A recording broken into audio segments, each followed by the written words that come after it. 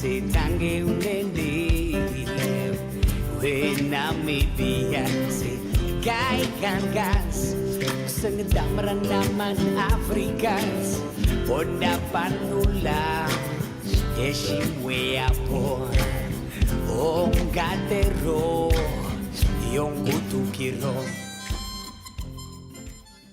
Jy reis saam met ons deur die eerste loopgrawe van Katatura via die ou Randstraat, nou Hans Dietrich Genscher, om die hoek af na ons gasvrou se plekkie tussen die begrafplaas en die Sam Nujoma stadion.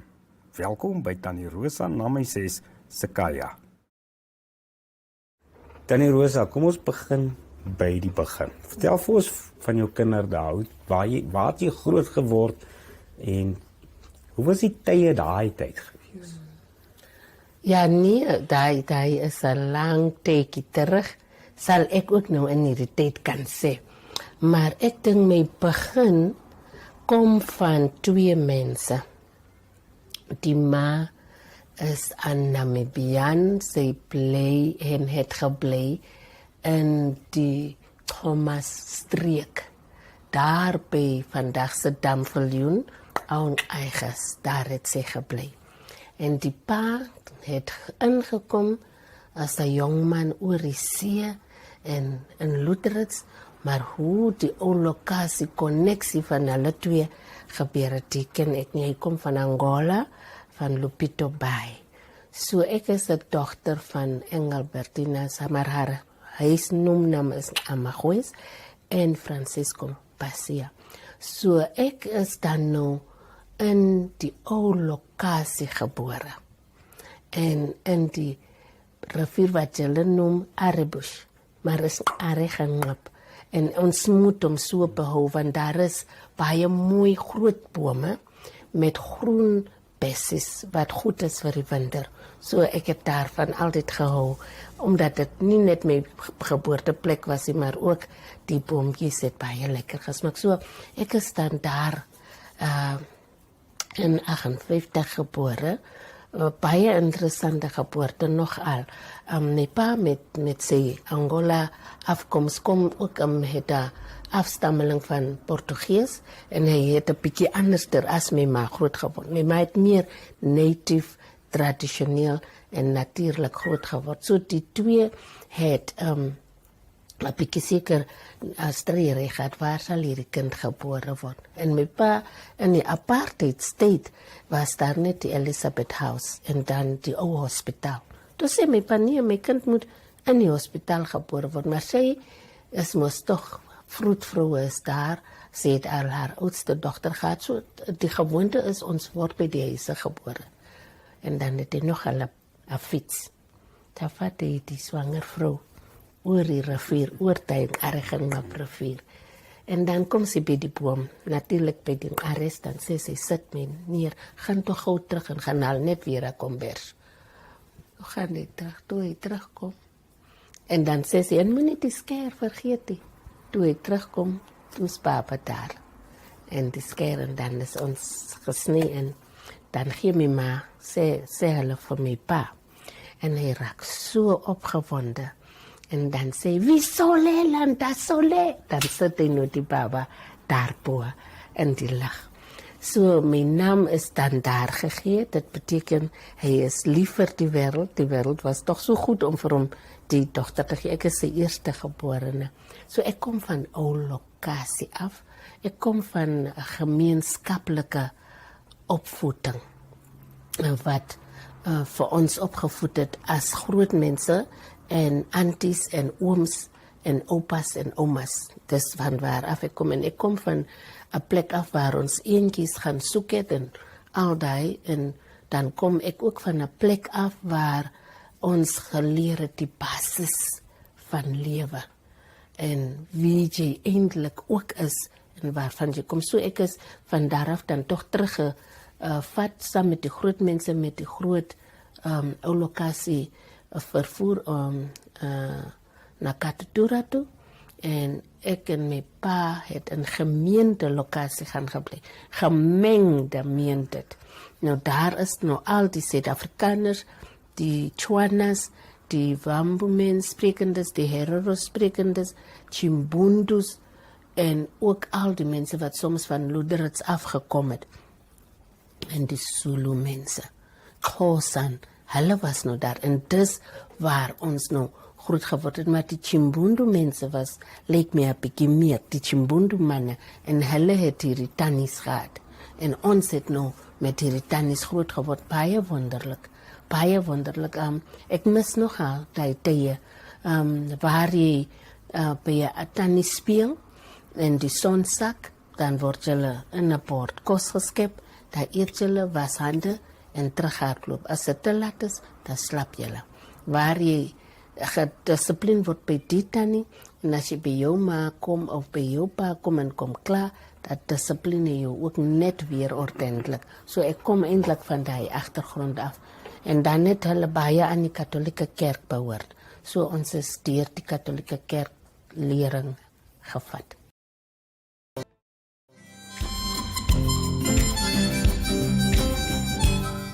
Ek wil oor die struggle gesels. Hoe het jy deel van die struggle geword? Hoe het ek deel van die struggle geword?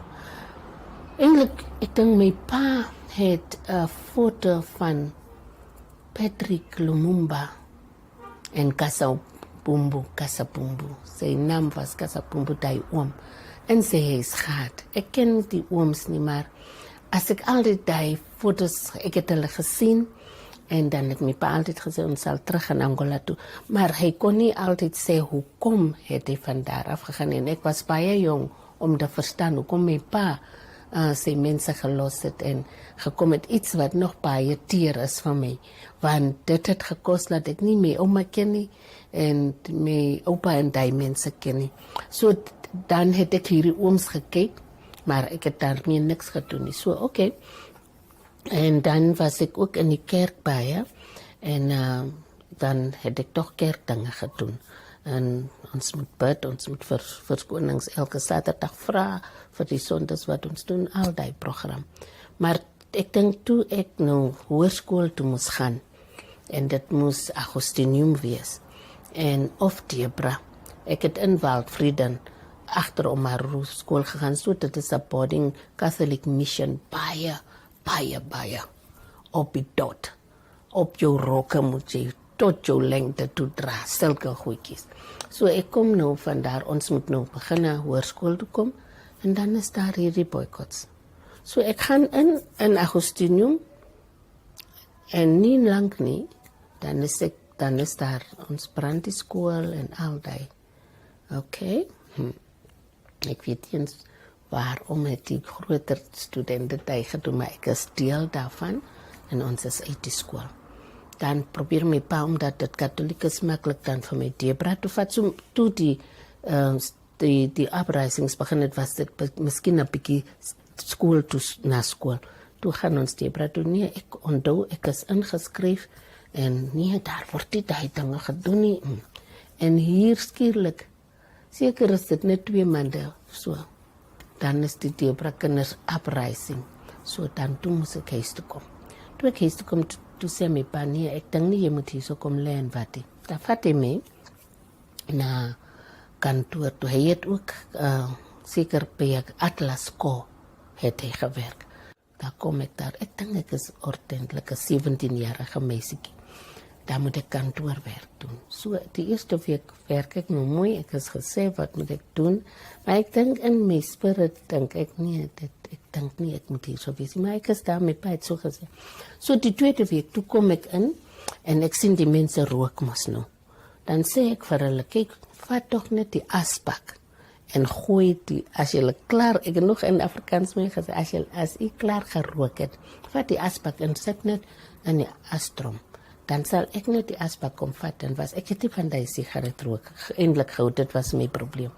En dan het ek ook gesê, as jy klaar koffie gedrink het en thee, dan vat net die koppies, sit net daar in die sink vir my, en ek sal vat, my baas nou sê weer, toe sê ek, oh nee, dan is ek so onskuldig, dan sê ek weer, dan sê, jy moet nou hier uitstap. Ek sê, nee, vir wat? Stap uit. Ek sê, nee, dit is toch nie reg nie. Dan sê hy, stap uit. Dan het ek maar nou uitgestap, so ek is nou weg, ja. Op diese manier, daar kom ek by my pa langs daar waar ek. Wat is het nie, ek het net die mense gesê, dan sê my pa, jy kan nie vir die mense so gaan sê nie. Daar word nie so met die wit mense gepraat nie. Toe sê ek nie, is nie issue van wit mense, want hy is ook leid my pa. So ek het nooit die stories van wit en swart program geken nie, maar iets was net nie reg. Okay, fine.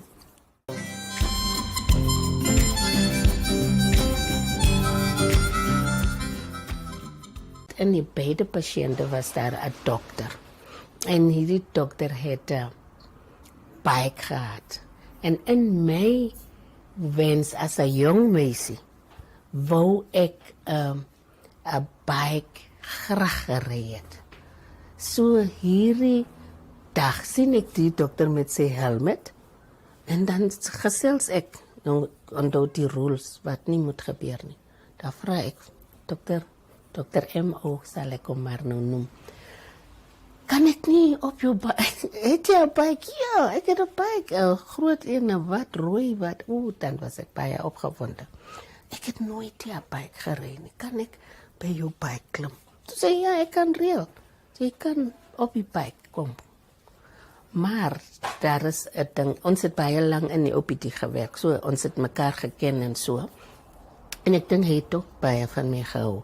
So en hy was 'n intern tyd. En die nurses en susters het ook so baie van die dokter gehou. So ek het nooit die tyd geken nie. My innocence was ek wil op die bike kom. En toe het hy nou die een dag gesê, waterskof werk jy nou môre? Toe sê ek 4 uur. Dankie, ek kom nou môre met die bike. Ek sal vir jou by die ongevalle ontmoet. Ongevalle 4 uur is vol besoekers. En dan het ek nie eens kans gehad om my uniform uit te trek nie. So ek sal net met my uniform in die bike gaan klim. En dan het ek uitgekom, Chila, en daar is ek daar. Elke persoon, die dokter staan daar met sy bike. En hier kom ek en dan sit hy die helmet. Dit was nou 'n prik. Hoe kan die nurse, swart nurse, met die wit dokter moet hy nou nog vir haar 'n helmet opsit. Dan staan ek rustig daar en dan sit hy op en dan sê hy klim. En dan klim hy en dan sê ek moet klim. Op 'n bike kan ek mos nou nie anders klim nie. Ek moet my bene oopmaak en dan sit ek, dan sê hou vas vir my. Dan hou ek eers, dan vat hy my 2 hande, dan skree die mense wat dan ry ons. En dan het ek toch die dag baie mooi geniet. En dan het ek toch teruggekom huis toe. En dan was dit. Maar die volgende dag as ek by die werk kom, nie op die rooi tapijt, jy word gesoek. Jy het gister. Dis al wat die story was by die huis. As ek kom, my sister, hoe kan jy met die wit mense? Ek sê, wat is dit? Dis toch niks nie. Nee, hoe het jy is in die groot moeilikheid, ons is in die moeilikheid en ek verstaan die polisie of die wie was hier so, hulle het gevra, want toe het ek gegaan, dan sê die mense, nee, sy is werk toe, nee, sy is nie werk toe, die story. Okay, by rooi tapijt gegaan, maar ek is onmiddellik gechange na wit hospitaal, ek by die patiënte toe, dan kom die dokter en dan sê nou, dit moet ek stel belang dat ons met môre ook movie toe gaan. So die ding het nou, so toe sê ek nie, ek is gechange. Nee, dit maak nie saak, so dit is een challenge wat ek daar gehad het.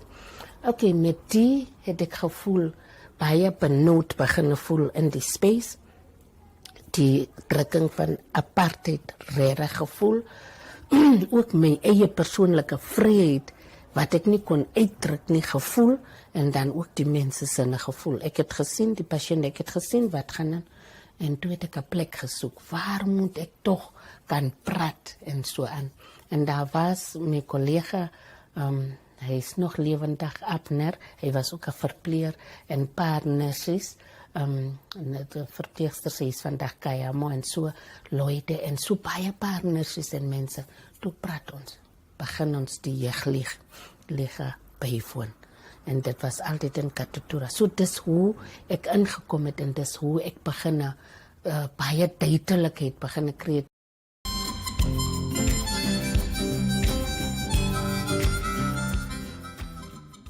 Op 30 Augustus 1904 het die Nama onder leiding van Jacob Marengo die wapen teen Duitse koloniale magte opgeneem. Die eerste veldslag het by Kouganas plaasgevind. Op 3 en 4 September was daar verdere gevegte. Die Nasionale Party het in die verkiesing van 1950 'n oorweldigende meerderheid behaal deur 15 uit 18 setels te verower. Dit het die afdwing van apartheid in Namibië in die hand gewerk. Maar lank voor dit in 1907 het Duitse owerhede besluit dat staatsgrond nie toegeken sal word aan boere wat saam met inheemse vroue woon nie. Swakopmund word op 1 September 1896 'n selfstandige distrik los van Oshimingwe. Die soutpad tussen Swakopmund en Walvis Bay, bekend as Jan Loopuitstraat, was in 1959 gereed vir verkeer. In die lang aanloop na uiteindelike onafhanklikheid was daar verskeie mylpale. Die Toornalle Beraad is amptelik in 1975 geopen en in 1978 het die VN-sekretaris-generaal Kurt Waldheim voorgestel dat UNTAC die mag wat toesig oor onafhanklikwording moes kom hou uit 7500 soldate en 1200 beamptes moes bestaan. Die koste van die sending sou toe 300 miljoen Amerikaanse dollar oor 12 maande beloop. Op 30 Augustus 1985 verskyn die eerste uitgawe van The Namibian. Suid-Afrika het op dieselfde dag 3 jaar later sy laaste troepe uit Angola onttrek. Daar was ook besoeke deur verskeie baie bekendes. Jan Smuts het Suidwes in 1920 besoek. In 1982 was Henry Kissinger hier en in 1998 het Fidel Castro in Namibië aangedoen.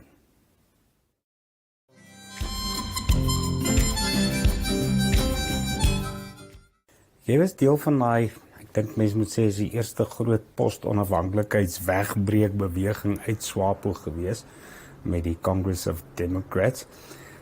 Hoekom het julle keelvol geraak? Soos ek sê, 1990 het ek uitgegaan. Myne was op 'n individuele basis. Ek het gevoel die waardes waarop ons gestaan het en die visie wat ons gehad het vir die mense was al reeds heeltemal veronagsaam.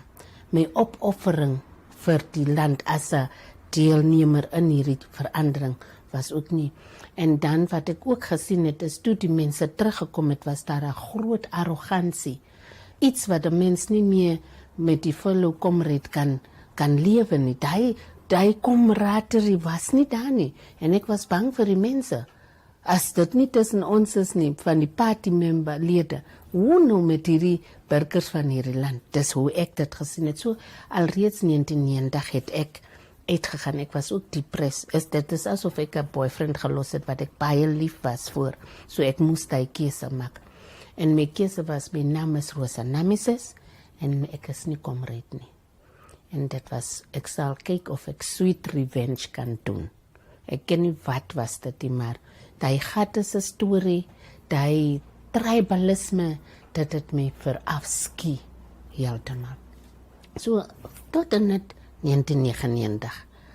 Daar was my comrades, soos meneer Ben, wat ek altyd moes gaan sê, so jy sit in hierdie kantoor, lekker met aircon, wat is dit waarvoor ons geveg het. Ek is altyd net daarin gegaan en afspraak gemaak, net om so te gaan sê en uit te gaan en te loop. En later dan hoor ek hy sê, dit was altyd op sy agterkop gewees. So 1999 dink ek, daar was paar dinge wat gebeur het, wat ook in Londen, terwyl meneer Olenga die ambassadeur was, wat gebeur het, wat ons in Kongo ingegaan het, terwyl ons al so baie onnodige goedjies met die landse resources gedoen het, terwyl ons al met die mense nie reg beginne afgespring het nie. So dit het gemaak laat ons keelvol geraak het. Regtig keelvol. En die Namibiane het ook in die gange vir ons gesê, dit was ons, die ander grootste ding was, die wat binnelands gebly en geveg het, was diep veronagsaam. Hulle was nie erkenning gegee nie, skielik het mense geken, wat nie deel was van hierdie toestand nie. En ons was in die hele mag van die hele leeu. Ons was in die belly of the beast. En daarom moes hulle ons almal gemeng het. Ek was die tyd Katutura sentraal hierso se chairperson. Toe het hulle vir ander een opgesit, gou Lucky, en dan het hulle vir hom ook weggevat en vir Tapopi gaan gegee. So ons is skielik van ons strukture af ook verwyder. So daar was 'n baie konmen program wat ingekom het. En daarom. So ja, ek smile baie as ek oor COD praat. Ja, want toe is jy nasionale vergadering toe, jy was 'n parlementslid, jy kon mense verteenwoordig. Maar dit het ook nie eintlik uitgedraai soos jy wou gehad het waarskynlik nie. Ja, dit was 'n wonderlike episode 30. Baie democraties. Ons theme was the new beginning, nuwe begin. Ons het 'n ster gehad en die kleur was baie brilliant. Die gemoed met ons mekaar was weer asof dit was om die dinge te verander. En ek was in die parlement paar dinge aangespreek. Ek dink ERV, die hele gedoende met die gewelddadige teenoor die homosexuality issue, die theme tydelik te maak in die parlement, die soorte dinge het ek aangespreek. Iets wat baie ongewoon was. En wat verder ook dan daar gebeur het was, ek dink, ek kon nie die valsheid hou nie. Ek het altyd gesê, ek wil toch gaan slap in die aand. COD het ingegaan, 2000 tot 2005, baie mooi. En dan 2006 na die ander kant toe, toe was ek 8. Maar ek is teruggeroep 2010 tot dan weer 12 het ek gaan gewerk. En wat dan daar vir my iets is waarmee ek weggeloop het, is ons het die wette gemaak en die wette was nie geïmplementeer nie.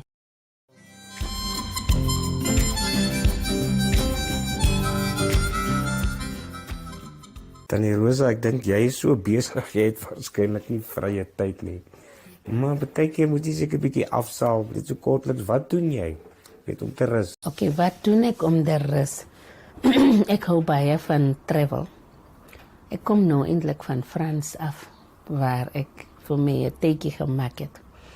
Ek reis self uit na die woestyn, dis en ek hou baie van musiek en ek dans hier so in my huis en ek mediteer.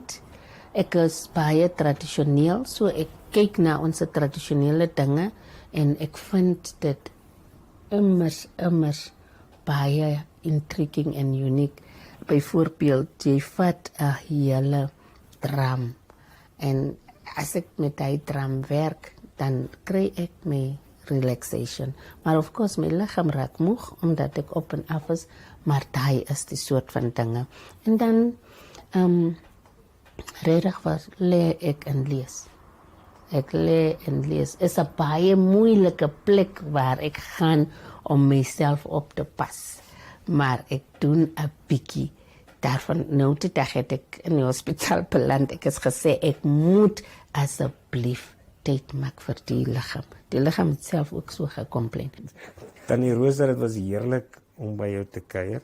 Baie dankie dat jy jou huis oopgemaak het vir ons. Dankie. Laat ons die gesprekke voortvat, laat die Namibiane klaar die duidelikheid kry en kan deel wees van hierdie proses en 'n nuwe lig kan kry. Ek dink die jong kinders is hulle wat in die pad is om reg te lewe.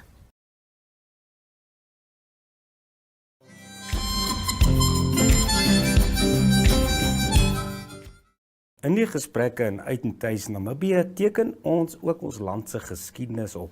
Sy gesels so diep en lekker dat ons volgende keer nog insigte gaan deel uit ons besoek aan Rosa Namises. Sy gaan gesels oor die verskil tussen die ou lokasie en deesdae se informele nedersettings. Die gees van ons mense is baie donkerder as wat dit was. Nog meer oor die struggle van die laat 70er en die 80er jare Ek het net so pamfletjies uitgemaak wat mense uitgenooi het na die braai. Ons sê die braai. Goed, braai. as jy ook haar werk as aktivis vir vroue en kinderregte. Elke vrou en jong kind wat in hierdie land loop, het 'n merk van mishandeling. Kyk aan gas, sing dameran naman Afrikaans. Onda panula, eshi wea po, gatero.